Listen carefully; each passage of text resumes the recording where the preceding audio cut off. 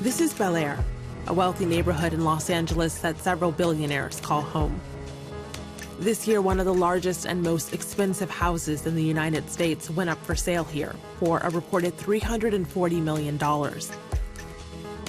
But you don't have to drive too far to understand why some call LA the city of broken dreams. On any given day, 1 out of 5 people in the US who have nowhere to sleep lives here. In the city of Los Angeles, houselessness and housing has never been brought together because the dominant narrative here is one of broken people and not broken systems. You want some sanitizer? Make sure you have on your mask as you come through. The COVID-19 pandemic has made the stark inequalities in LA even more apparent. Evidence of it is laid bare on nearly every sidewalk of this city. With stay-at-home orders came the public realization about who could stay at home, who at home. And I think one of the things that's become very evident in the United States is the failure at all scales of government to protect communities and households that are vulnerable. It's time for change. Vacant houses today need to be occupied. Housing is a human right. In the pandemic, having a place to shelter is a matter of life and death, forcing some families to take the situation into their own hands. I had someone open up the front door so I can walk in. And the first thing I did was I changed the locks. We decided to say, hey, we're gonna stand up. This is our home. And igniting a movement to take over empty houses. I am doing something illegal according to the law, but the law is inhumane and unjust. I feel that my duty is to keep my daughter safe, and so sometimes that means breaking the law, then I'm willing to do that.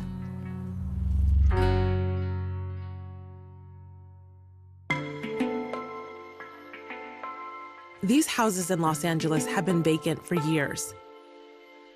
Owned by the state, they've been off the market, so no one's been living in them. So when a deadly pandemic coursed through the city, some homeless families came up with a plan. Oh, there's empty houses? That is ridiculous. They would try to take over these homes. There are over hundreds of houses here that are abandoned for 30 years while there's people in tents. Shame on the government. They called themselves reclaimers, and Martha Escudero was one of them. There's several people that lived out of their cars. One was in a tent. Another one was living in hotels. Some of us had been in a house already for a long time, some for months, some for years. But since the pandemic and since the lockdown in March, it just made it a lot more urgent for families to keep safe and shelter in place. These empty homes are in El Sereno, a predominantly Mexican-American neighborhood in East LA, and they're owned by Caltrans, California's Department of Transportation. The state agency acquired hundreds of properties in this area in the 1960s to expand a major freeway. But it was never built, and the project was officially shut down in 2018. These houses should be fixed and rented or owned, but that hasn't happened. Nothing has happened. That's why community had to take power into their own hands. Martha's daughters, 11-year-old Victoria and 9-year-old Musli, were there when the families took over the homes. Were you excited? Were you scared?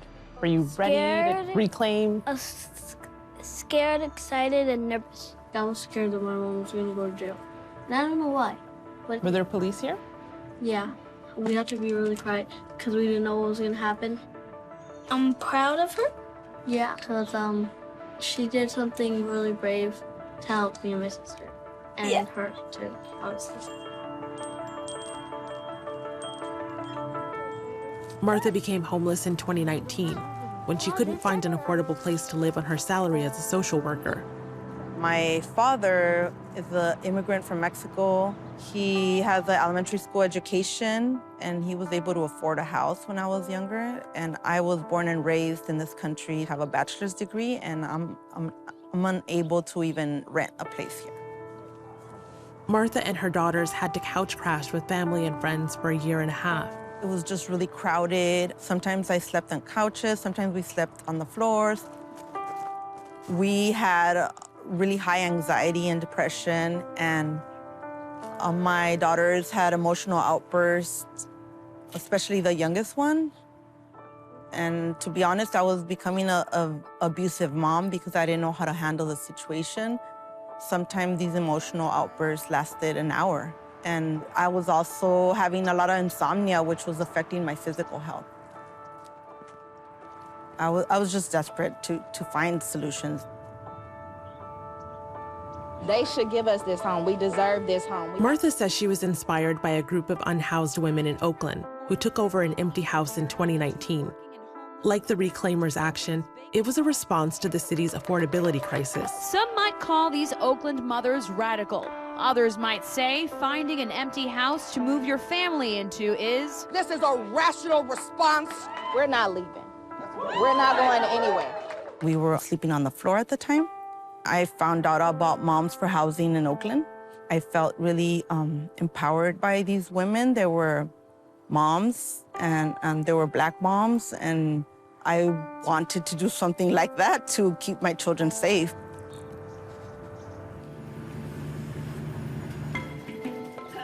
What Martha and the other Reclaimers did is technically illegal, but it worked.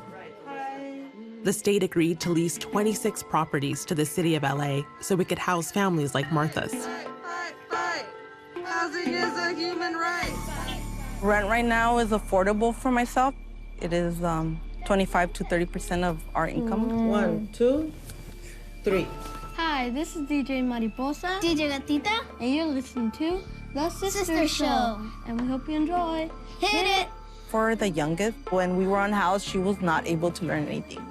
And since we were able to reclaim, she's learning to read, and she's been able to focus a lot more. Now, my daughters and I are a lot better, and it has a lot to do with having this safe place where we can do that.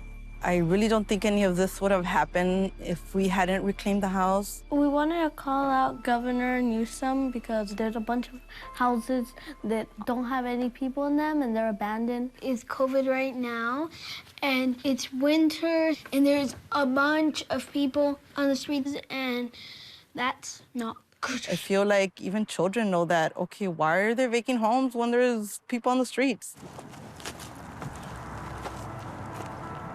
This is called the Island, and it's where a lot of the homeless population in El Sereno live. It's just a 10-minute walk from vacant homes that are part of this community. So the island's here, and then the homes are just over there. This is one of the houses that is abandoned by Caltrans. There's also this other house right here that has been... You guys are going to make a documentary, get the right information.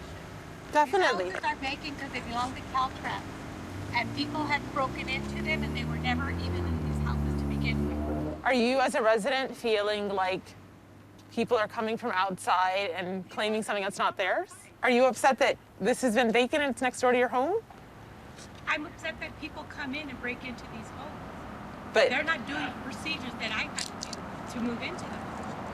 Fill out the application, do what everybody else on this block and this neighborhood has done. Have you talked to any of the Reclaimers? Does that happen to you often? Because she's one of your neighbors. Not often, but they do have a lot of misinformation. We looked into what Martha's neighbor said. Caltrans still owns more than 100 vacant properties in this area. But right now, there's no way for people to buy these homes or apply to live in them. Because of the reclaiming actions, the California Highway Patrol has been keeping a closer eye on this area. Stay off the property, thank you.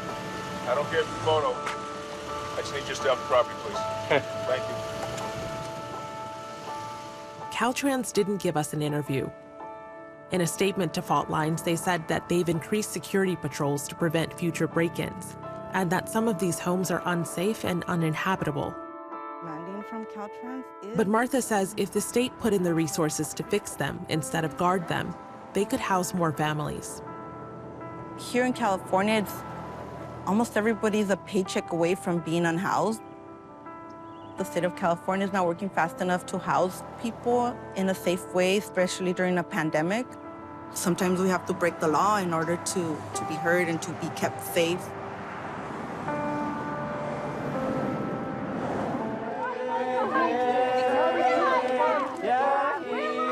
In late November, another group of unhoused families tried to take over the vacant Caltrans homes. You are protecting vacant property during a pandemic. How does it feel? But they were forced out by police. Isn't that the law for in-house housing? And some of them were arrested for trespassing. It's unclear why the state reacted so differently this time. I just remember seeing them coming in and like hog-tying people out. It was really intense. It was really scary, you know. Sasha Atkins was there that night. I was just praying that like this would work. Like, let them stop. Let us have our homes. Let us have a place. Let them see that there's no need for these homes to be empty. Sasha and her 9-year-old son Raymond have been homeless for the last 3 years. Done. All right, what did we learn? To control my body and not do too much. All right, thank you. You have all of these homeless people, not just the ones in the streets, but the ones in situations like me. Housing instability is just so much greater than just someone living in a tent. Sasha joined the reclaiming movement during the pandemic, when it was no longer possible for her to stay with family or friends. What would you tell people who say what you're doing is illegal? I'm not trying to be a freeloader. All of us have already agreed that we want to pay for these homes, that we don't want these homes for free. I think that it should be illegal for the state to be hoarding empty homes.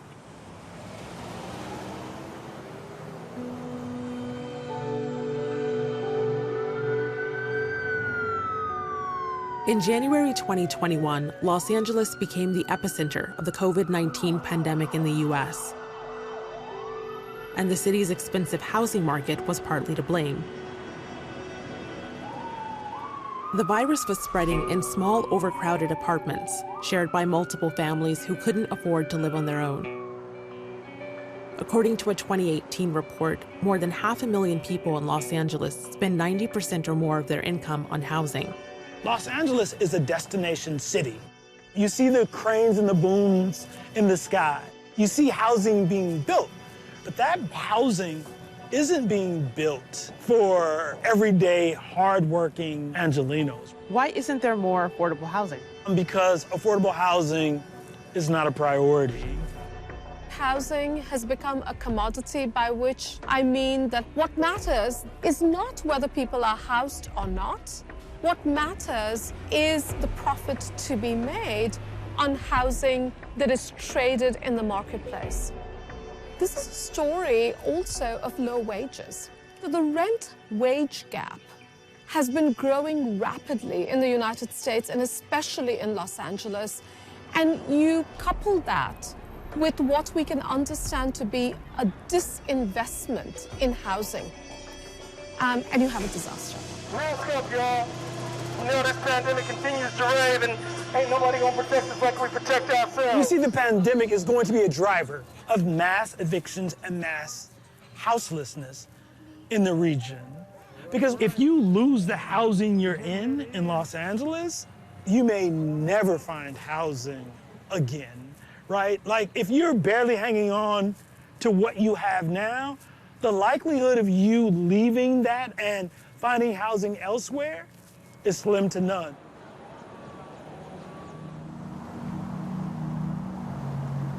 Finding stable housing has been hard for Sasha.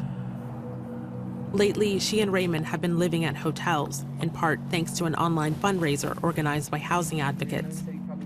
But that wasn't always the case. Before we go from like family member to friend's house to, you know, like just kind of jump around places. But because of COVID, it wasn't very safe for us to kind of be going back and forth. She says she's often made too much money to qualify for housing programs, but too little to afford an apartment. Someone literally told me one time, because I wasn't sleeping in my car that night, or because I wasn't sleeping under a bridge, I did not qualify for help. And I thought, but we're homeless now, we need help now. Be careful. Rent is crazy. They want you to make like double or triple times the amount of money that the apartment is. That's a lot of money when you're not making that much money. Sasha works as a hairstylist and caterer, two industries that were hit hard by the pandemic. So she started taking on other work. I was delivering food for Postmates, which is another way that I just make money and try to make ends meet. And then I wrecked my car and I broke my hand. Oh my gosh. The doctor, I told him that I'm a hairstylist and that I really need my hand. And so right now it's just healing time. So this is us. So it's moving day. My room's because of hotel policies, Sasha and Raymond often have to check out after 28 days. This is what we are dealing with, and wish me luck because I have to do this tonight. This is the third hotel they've been at in the last 3 months. Okay. I don't know, I just got through it. You just got through it? Okay. What's 6 times 5? 30, right? So I have the stresses of trying to find money. I have the stresses of trying to educate my child. And then to add the stress of, you know, where are you gonna sleep? Where is your son gonna have a safe place to be? It adds up. Just been hard from moving to hotel because you never know what's gonna happen there. Does this hotel feel like home? No. What is home? What does that feel like? It feels somewhere where you feel safe, and there are a lot of things that you can do. Something I don't have. In your dream, ideal world, what would that look like? A big blue house with a whole bunch of neighbors with kids, and that I can go visit them anytime. I would give anything to have some place to call home.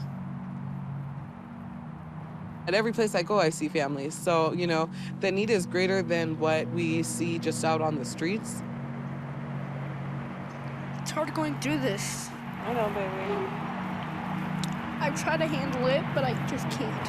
I know. You're doing great, though, okay? I love you. I love you, too. This is what homelessness means. It's housing instability. It's not knowing, you know, where you're going to be able to go.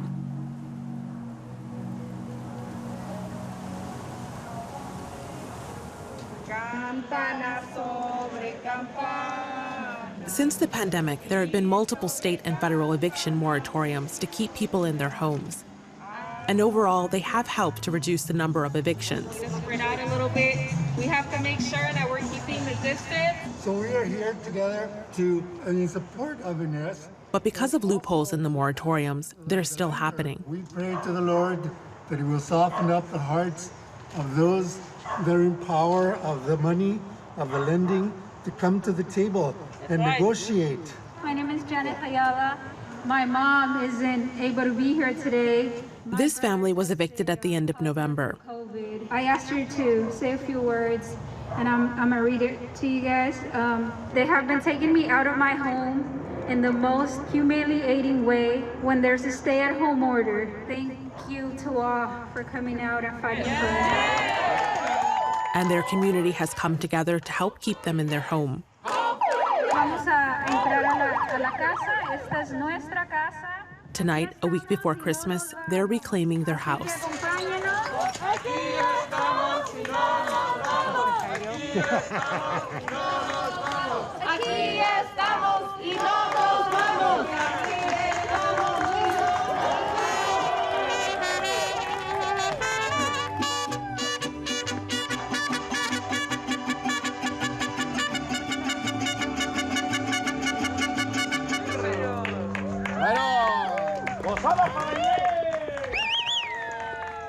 Le pedí mucho a Dios que me diera un hogar para vivir y me lo dio. Me dio el hogar que necesitaba. Since 2006, Inez Torres and her children have lived in this house in Inglewood, a predominantly working-class Black and Latino neighborhood in South Central LA. Inez spent 8 years saving up to buy it and took out 2 mortgages, working multiple jobs to make ends meet. Yo trabajaba en el salón y después del salón me iba a limpiar oficinas. Fue mucho trabajo que estuve haciendo para juntar money, para estar bien con mis hijos. Inez's story is complicated. In 2012, when she needed to lower her monthly payments, she hired someone to help her modify her loans. And thinking it worked, she continued making payments on the house for years. But Inez says she was defrauded. Everything was fine for like 4 years. So for us to see like the foreclosure notice, it was like a surprise to us. My mom couldn't imagine, like, it wasn't in her head that these people were just gonna commit fraud and take her money away. Aquí hay tortilla, niños. In the meantime, Inez's home had been foreclosed on, and the company that now owned it wanted her out. We called the first mortgage, and they said, no, the house is still under your name. Like, you just keep paying your mortgage. Nobody can literally take you out of your home. When did you find out that wasn't true? We found out it wasn't true the day of the eviction because it was happening. Ese día estaba afuera con mucho frío. Cuando yo llegué a la casa ya estaba la policía, ya estaban rompiendo las chapas de las puertas. Sentía tristeza no poder hacer nada contra la policía. La policía nomás me decía, muévete, muévete, no estés aquí. Sentía dolor de quedarnos sin nuestro hogar, de que todas mis cosas se habían quedado encerradas.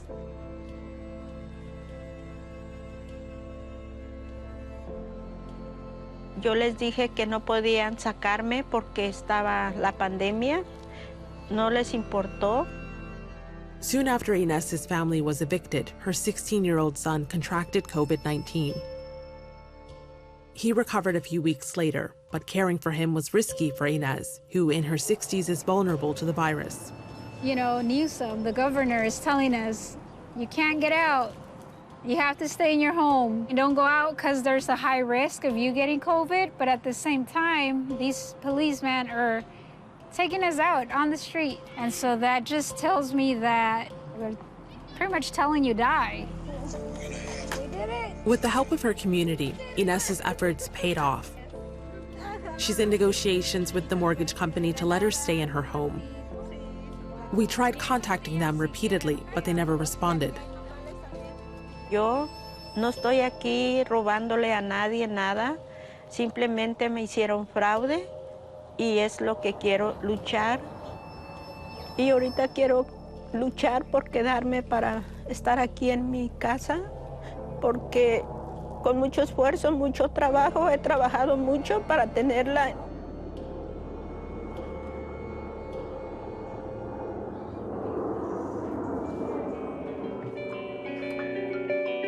California's Governor Gavin Newsom has extended the state moratorium on evictions. And LA City Council has been working to house more people in empty hotel rooms. But decades of disinvestment in affordable housing, plus mass unemployment from the pandemic, means that hundreds of thousands of families in LA could be at risk of losing their homes. There's literally people sleeping on the sidewalk outside vacant properties all around us. Why can't people move into the vacant properties? It's because property is more important than people's lives. We reached out to both LA Mayor Eric Garcetti and Governor Newsom, asking about why the city and state wasn't housing more families in publicly owned properties. But we never received a response. Sweeping has always been in the fabric of how Los Angeles deals with the crisis. Sweep it away, out of sight, out of mind.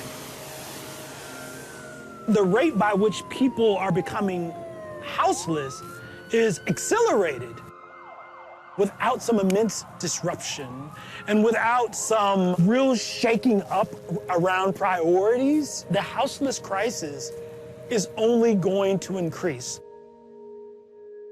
The sky's the limit.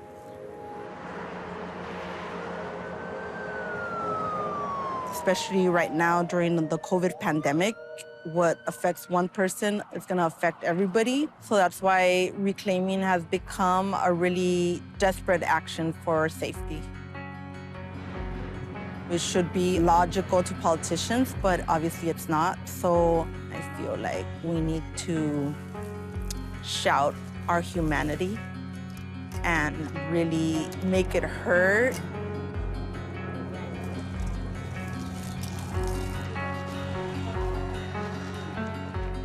Ahorita me siento mejor, como más poder que tenemos nosotros, que me siento más protegida, que sabemos que es duro, pero vamos a ganar. Primero Dios, vamos a ganar.